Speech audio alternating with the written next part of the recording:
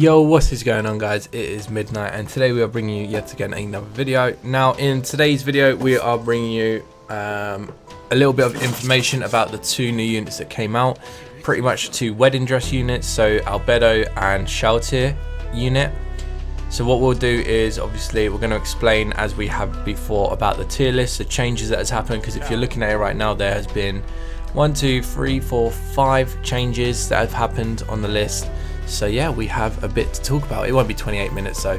So let's start with the first change, which is Albedo and Demiurge have swapped positions. Now Demiurge is the top of B and Albedo has dropped down. This is simply because single value, we've had a few more chaos fields, so single target is a little bit more valuable than it was previously. So he gets a little buff, he gets a little increase in the B tier. And not to mention that because we've got more AoE units such as Mare and Evil Eye, we've kind of, moved Albedo back a stage. Granted, her support abilities are still good, but they're very expensive, and if you're going to go for support abilities, then you've got Pandora, you've got Lakios, you've also got, what's his name, Mare as well for healing. So yeah, we moved that down. The other change is obviously the two new units added onto the list. The Albedo has gone into B tier, in between Neuronist and Albedo, and the reason why this one is here is because it is pretty much a aura but better stats, slightly better skill, slightly better damage. The typing is also better as well because it's not one of the trio like red, green or blue.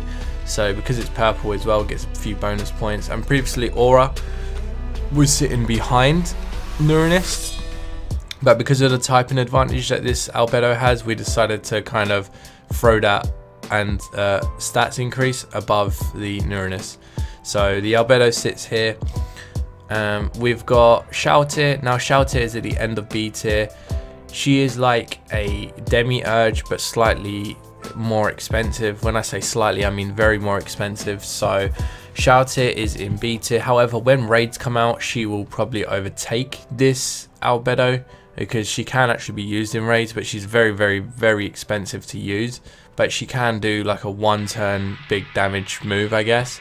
But besides from that, everything else, this unit is top B tier. Top B tier? Top of, lowest of B tier. I'm losing my mind. So yeah, overall the banner is not really a one to summon on if you're using it for units to get you through the game. However, if you want the units just because of what they are, wedding dress and these two in general, then yeah, do it. But other than that, yeah, they're the two new units. That's the change in B tier. Now the changes in C tier is we have dropped Sheltier down and Aura down. Now Sheltier has dropped down because she's lost her value now, especially with the new Sheltier that's came out.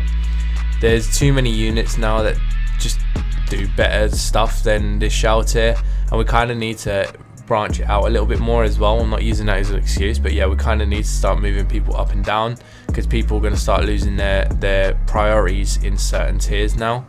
So Sheltier has dropped down because of all the new units that have been added, especially the new ones coming out today, yesterday or today, yeah, today at this time of this video. Aura dropped. The reason why we got Sebas in front is because he's still one of a kind. He's the only tank at the minute that's 5-star, so he goes in front of all of these guys. And Aura has dropped because of the fact that we've got Nazarick Aura and we've got this new Albedo that can both use Petrify. Both have higher stats, both do their job a lot better than this Aura. So this Aura in general, there's no value for it. This unit is pretty bad now, like literally pretty bad. So yeah, like these two units now drop down. Kakai's is still at the end, but that will never change, I don't think. But yeah, that's how it is. This is how the tier list looks for now. Now what I'll do is I'll quickly go through the new units so that you can get an idea of what they do. Now we'll quickly go through Albedo's one here. Now stat wise, not amazing but not really bad. I guess the defense is really good for an enhancer at the moment. The damage taken is exactly the same as a regular Albedo. Now this one here is 3 MP. That does a little low damage, like normally they do 118% or 120% damage here.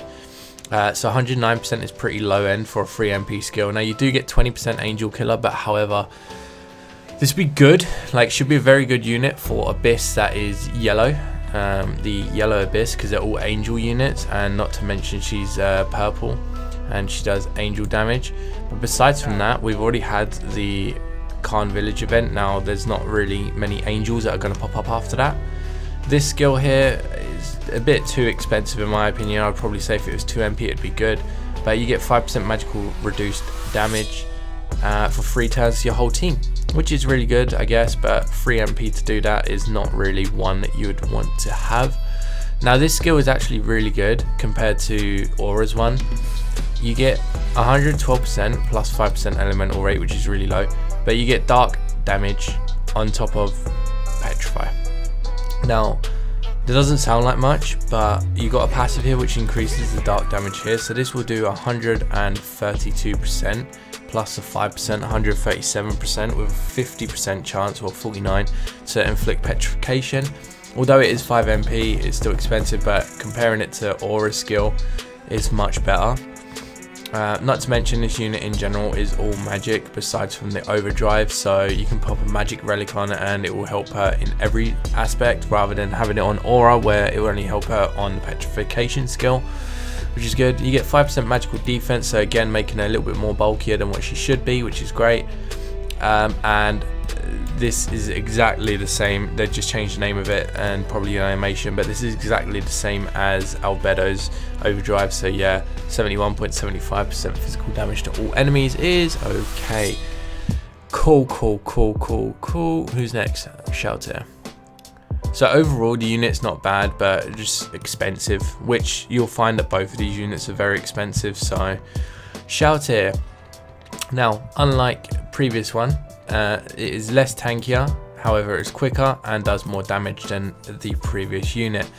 Has pretty bad resistances, however they're only water and shining, which is I guess okay, but there's nothing that she doesn't take less damage to.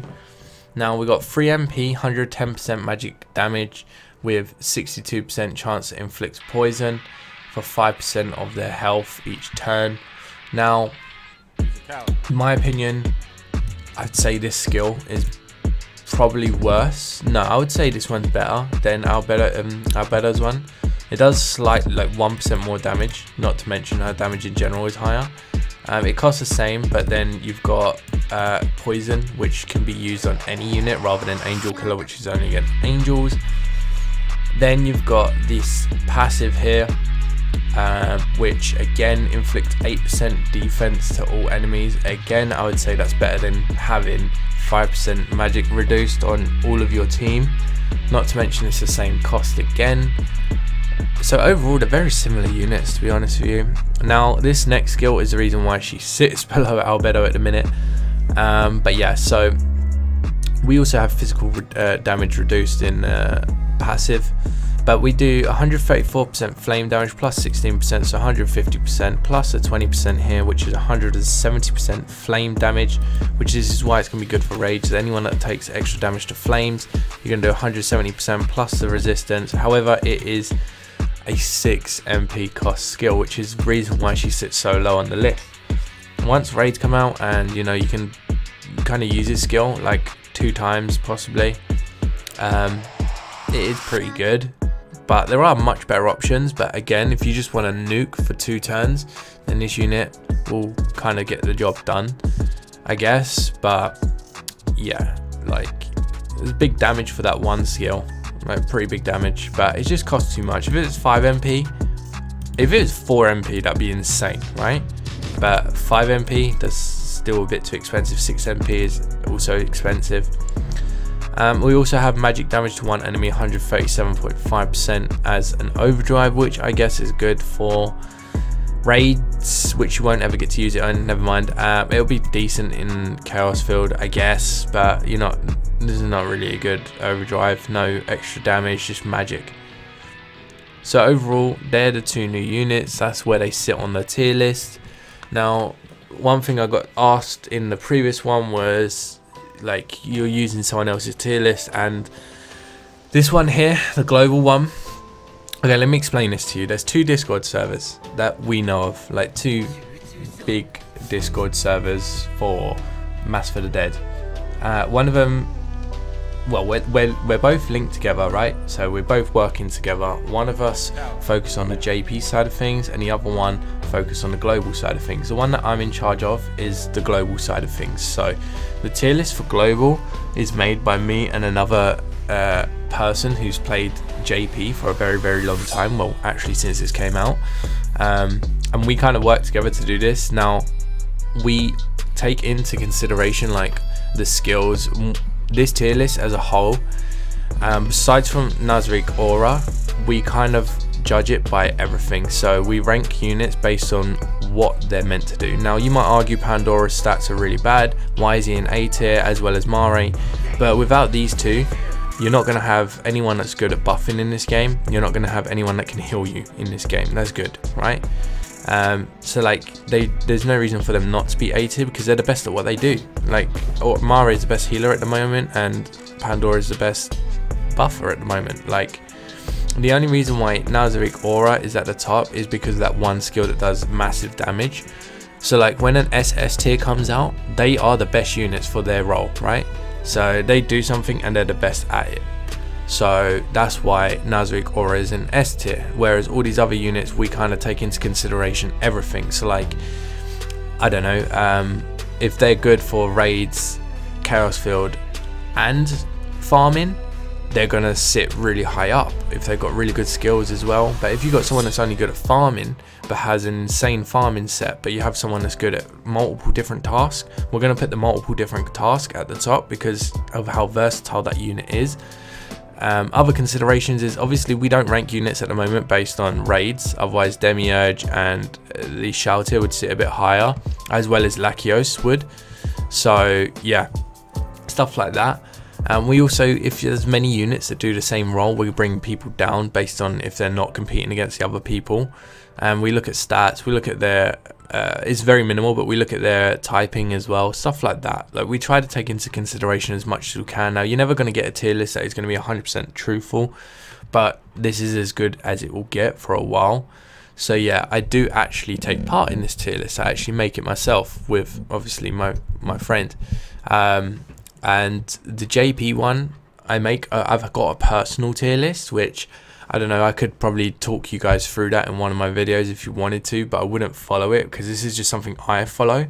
So like it makes sense to me and I have reasoning for all the units. However, I had to move some of it because when showing other people, they kind of like argued a few things. So I've had to move like 1 or 2 units about, but most of it to me makes sense compared to the JP tier list that we have right now. So I'd probably still follow that one because that one's made by a group of people. So yeah, hopefully you guys enjoyed the video. Hopefully it did all make sense, and if you have any questions or anything, then let me know in the comments. And also what I will do is we'll do a video probably tomorrow, if not a day after, about the ranking event, because the ranking event is now live. I won't be trying to get near the top, but I'll be trying to get 1 copy of the relic. Other than that, that's pretty much it.